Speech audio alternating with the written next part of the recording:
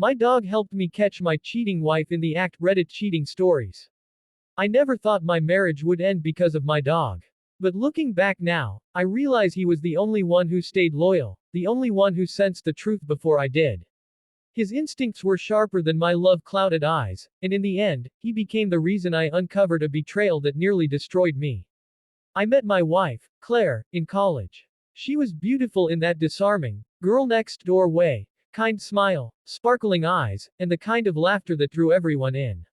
I was the quiet one, more comfortable with books and long walks than parties. Somehow, she noticed me. Somehow, she chose me. We fell fast, and before I knew it, we were married, building a life together. We didn't have children, but we had Max, our golden retriever. I got him as a surprise for Claire on our second anniversary. She loved him instantly, or so I thought. Max quickly became my best friend, always by my side when I worked late, always ready for a run or a comforting paw when life felt heavy. For years, I believed our life was perfect. Sure, Claire had her quirks, nights out with friends I didn't know well, sudden weekends where she claimed she needed space. I chalked it up to differences in personalities. I trusted her. I trusted her more than anyone. But Max didn't. It started subtly. Whenever Claire came home late, Max would avoid her. He wouldn't wag his tail, wouldn't jump into her arms. At first, I thought maybe she smelled like another dog, maybe he was just moody. But then it got stranger. Every time she said she was going out with friends, Max would bark at the door, almost warning me. Dogs have instincts we can't explain, but I ignored the signs. I loved Claire too much to even consider that she could betray me. One night, though, everything changed. Claire told me she was staying at a friend's house for a girls' night. I was exhausted from work, so I just nodded. But Max whined the moment she left. He paced back and forth, staring at the door as if urging me to follow her. His agitation was unlike anything I'd seen before. Finally, something in me snapped.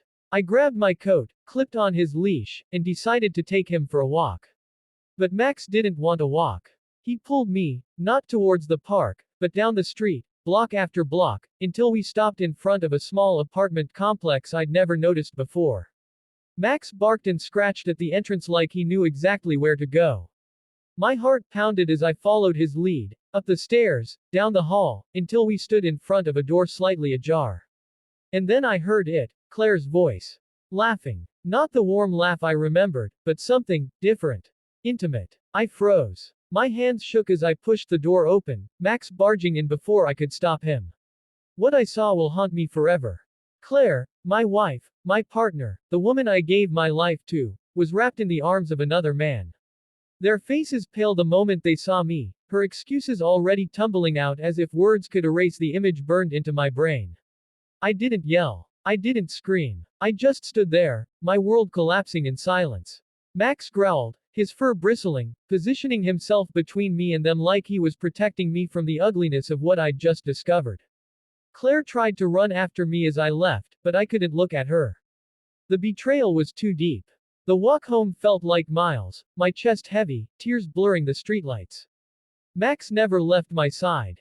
He didn't understand the complexity of heartbreak, but he understood loyalty, and at that moment, that was enough. The days after were unbearable. Claire begged for forgiveness. She swore it was a mistake, that it meant nothing.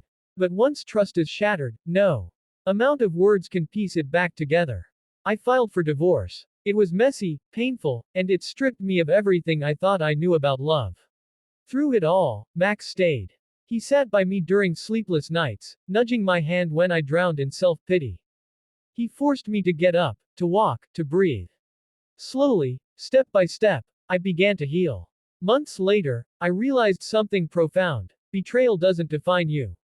It reveals the truth about the people around you, and sometimes, about yourself. I learned I was stronger than I thought. I learned that love isn't blind trust, it's loyalty proven through actions, not words. Claire is gone from my life, but Max is still here. My loyal companion, my silent protector, the one who showed me the truth when I was too afraid to see it. If you take anything from my story, let it be this. Sometimes the people you love most will betray you, but there will always be those, human or not, who stand by you no matter what. Treasure them. Hold them close. Because in the end, loyalty isn't about promises whispered in the dark. It's about who's still standing beside you when the lights come on.